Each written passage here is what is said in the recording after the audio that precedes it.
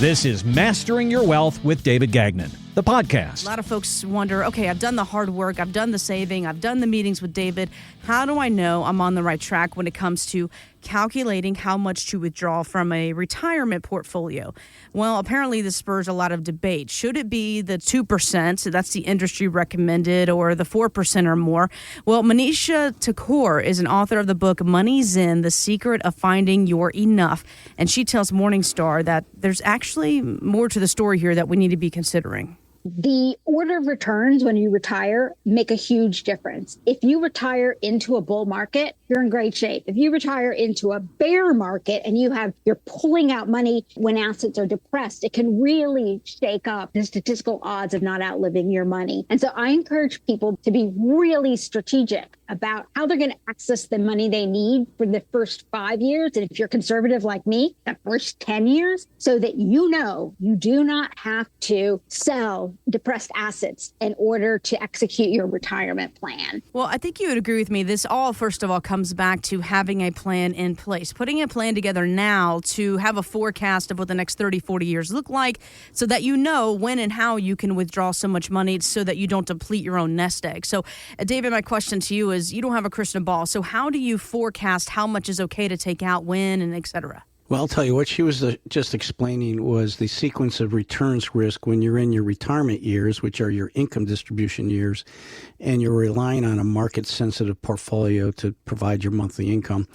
It all works good when the markets go up, but when you have to sell more shares in a declining market, that is a quick way to derail your retirement really fast. And this is one of the planning concepts that we spend time on in our very first review of somebody's comprehensive analysis. We want people to realize that when you start retiring and you need to derive an income, it's a whole different ballgame than when you're in your working years and you're in your accumulation phase. And so income planning is probably the most important piece to your planning puzzle. But we need to determine, based on your own personal forecast analysis, what kind of solutions and income sources and gaps that we need to fill on top of what other sources you might get, such as Social Security and pensions. And when we have this forecast, we can see what you need to create with your money today in the form of yields and income and other factors for future inflation hedges. And the income distribution plan is a couple of components or planning strategies. You have your income plan, you have your investment plan that has to be aligned with your income needs, and hopefully you have a tax plan that shows how we can take money very tax efficiently and reduce taxes over your lifetime. So right now we're working on a plan with a couple that retired a few years ago. And they're really concerned because back in 2022, they were experiencing big drops in their investment plan and they were drawing money to supplement their income at the same time. And when they went to their advisor, he just shook it off and made it sound like, well, you're a long-term investor, everything's going to be fine. Well, he realized that probably wasn't the best way to handle this. So he came to us and we did an analysis. And what we were able to show him after we did his forecast and we did a very detailed investment plan strategy or analysis, we showed that he was taking a lot of risks and getting very low yields and was subject to the sequence of returns risk. And he had already experienced it early in his retirement. And the best part of this was we were able to show him how to take just a portion of his investment plan to satisfy his income needs that he needed to add to his Social Security and some part-time income, and had a good chunk of his money that's positioned long-term that could be designed for growth and a hedge against inflation. And we restructured things a little differently to reduce his taxes. And so this was a plan that was designed, that was personalized. And now he got the clarity he needed to see what tools was he not using to increase his yields and lower his risk, and what investment strategies that we can employ, because he had a basic investment plan. This is what we see quite often. We see most people are going to be in a bucket of mutual funds, and they might typically be allocated in 60% of their funds are in stock funds and 40% might be in bond funds. Well, that portfolio allocation really hasn't worked out well in the recent past because back in 2022, both bond funds and stock funds lost money. And that's why he had a very bad experience back then. And so with good planning, we can avoid or mitigate these types of risk exposures that people don't even think about because they're not in the planning realm to understand what is in their blind spot that could hurt them. And so we're in the process of restructuring his investment plan strategy, creating much more income because we're able to show him how to get nice, steady, higher yields that were much higher than he was getting in his bond funds and not have to run the risk of selling in a down market because that is not a position you want to find yourself in retirement. And so this is something that created a lot of relief when we went through that. Yes, we can put together a structured plan.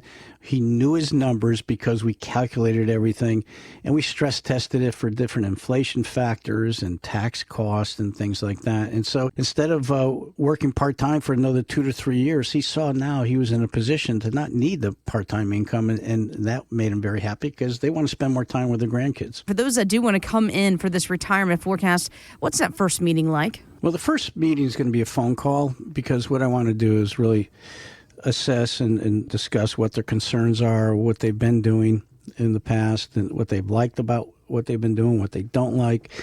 And, then what we'll do is we'll send my paraplanner, Frank, will send an email that will give them instructions on how to get into our planning portal to give us their information. The statements that we need can be uploaded very safely. It's all encrypted, and they can go in at their own leisure, and everything's saved that they input. And we can see on our end how much progress they've made. And when they're completed all the tasks, which there's not a lot. The biggest hurdle that a lot of people have is filling out their spending goal, their budget sheet for what they need to live on. Plus, we want to build in a cushion for what things are going to change in retirement, whether you're going to take vacations or do things with the grandchildren. There's always a price to everything you want to do. So we want to make sure we model that out and see how it looks with what they're presently doing. And that gives us a lot of feedback and gives them a lot of clarity as to whether things are going to work out the way they had hoped.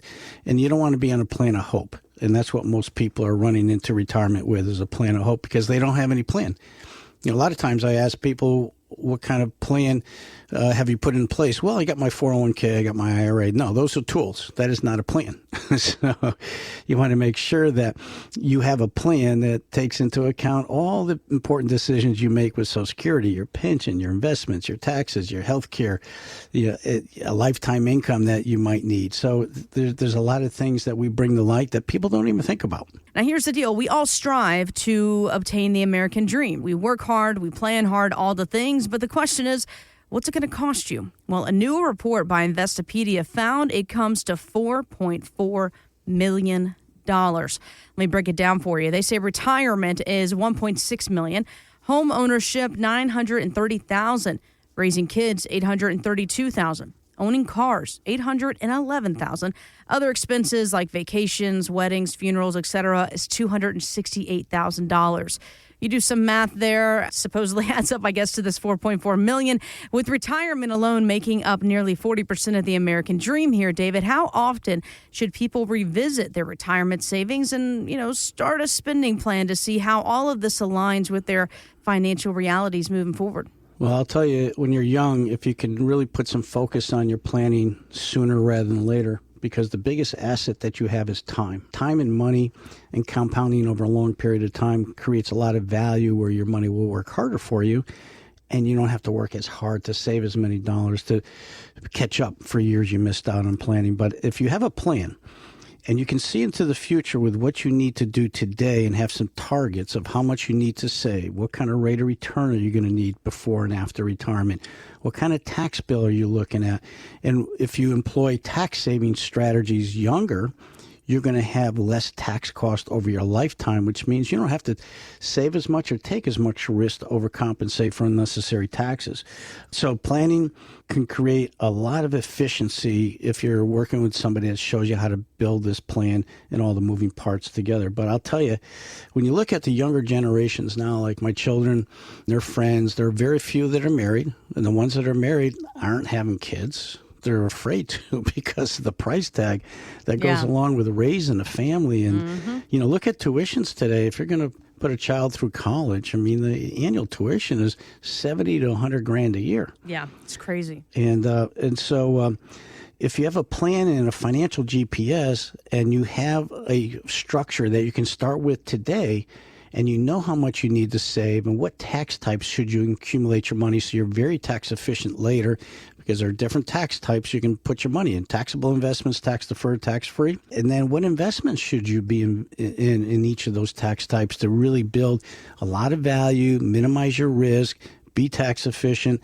And when you figure this out, and we do this for everybody that become clients, now you take the guesswork out of what you do with each dollar that comes through your household every month. You have an idea as to what you need to budget for today's lifestyle and what you need to do for the future lifestyle and retirement, and providing for college funding, because college planning is very important if you still have to figure out how to pay for your kids' college tuitions.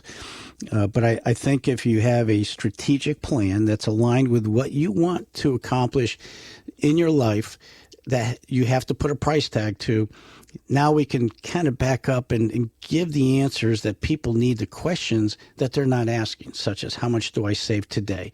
How much of a rate of return does that money need? What age can I afford to retire and meet my lifestyle throughout my life expectancy, adjusted for inflation and taxes? So there's a lot of unknowns that people are just not getting answers to. And then if we can have a plan that's quantifying their personal numbers and their information and stress tested for different changes in the variables such as inflation and taxes, spending goals, it takes a lot of the guesswork out of the equation, a lot of the emotional decisions that people make that can come back to be very costly mistakes. So I encourage folks to take advantage of our complementary forecast analysis, because it's pretty comprehensive. We actually get people to start really thinking about what they want to do in the future, put a price tag on their budget, what they want to live on, and let us run the numbers, do the analysis, because when you have a coach in your back pocket that can steer you in the right direction with your finances, you're going to have less mistakes, take less risk. You're going to have better results, better control and predictability as to what the outcome is going to look like with your financial plan. Now, there are a variety of reasons why some retirement savers, they don't consider annuities. Quite frankly, they hear that A word, they run for the hills, some of them. For instance, they might think that they are too complicated, which is why you need a financial advisor, somebody like David. But also, they fear that the insurance company they buy the annuity from, they might just go out of business and they're going to lose all their money. You know, does this kind of concern happen a lot? Is this a normal fear, David? What do you think? What it comes down to is people are either misinformed or uninformed about annuities. And there's so many different types of annuities. And when people read information about them, they seem to be generalizing the annuity in itself, because you have immediate annuities, which are different than fixed annuities, which are different than variable annuities, which are different than indexed annuities. And so when we do a plan review and an analysis, and we talk with the folks about what they want to accomplish with their planning and their finances, and they tell us that they want to minimize risk and they want to have a lifetime income. They want a healthcare strategy just in case something happens to one of the spouses and there's very expensive healthcare costs. Well, those types of features and benefits cannot be accomplished through just investing in the stock market or in the advisory side of the industry. And so we show people how to really complement their planning by incorporating a number of different things, not just investing on the advisory or the Wall Street side of the industry. How do you get predictability, control, and some nice guarantees by integrating the proper annuity that can give you the lifetime income payout?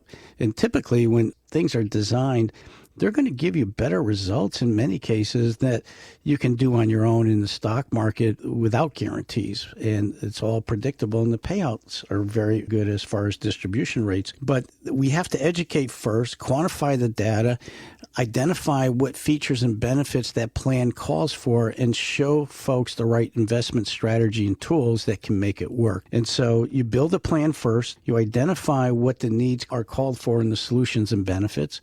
And then now it's easy to build your investment plan design because we know what we're trying to create. And so the annuities can be a great fit for part of an investment plan and income distribution plan strategy, because They provide predictability, they provide safety, they provide guarantees.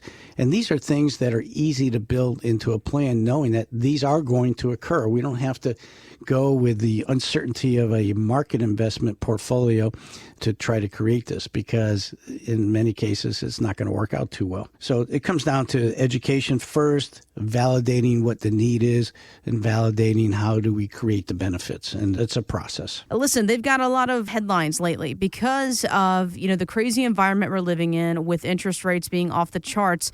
Believe it or not, it's not all doom and gloom. Yes, while your American Express may be crazy with interest rates, you can actually capitalize off interest rates with something like an annuity that puts more money in your pocket. David, can you highlight that just for a second? You can get a competitive return with an index annuity that is not a guaranteed rate like a fixed annuity, but you have potentially a higher upside because you're tied to the stock market indexes, where there might be the S&P, the NASDAQ, or a whole menu of other index strategies that you can really take advantage of. So it's something that I think when people learn about and understand, they're comfortable because they truly understand that there's no risk in those two different types of index annuities or the fixed annuities, and they have some potentially higher yield opportunities that go along with it. For more details or to sit down with David for your complimentary financial GPS, visit masteringyourwealthradio.com. Any comments regarding safe and secure products and guaranteed income streams refer only to fixed insurance products. They do not refer in any way to securities or investment advisory products. Fixed insurance and annuity product guarantees are subject to the claims paying ability of the issuing company and are not offered by Brookstone. Information provided is not intended as tax or legal advice and should not be relied on as such. You are encouraged to seek tax or legal advice from an independent professional. Registered investment advisors and investment advisor representatives act as fiduciaries for all of our investment management clients. We have an obligation to act in the best interests of our clients and to make full disclosure of any conflicts of interest. Please refer to our firm brochure, the ADV 2A Item 4, for additional information.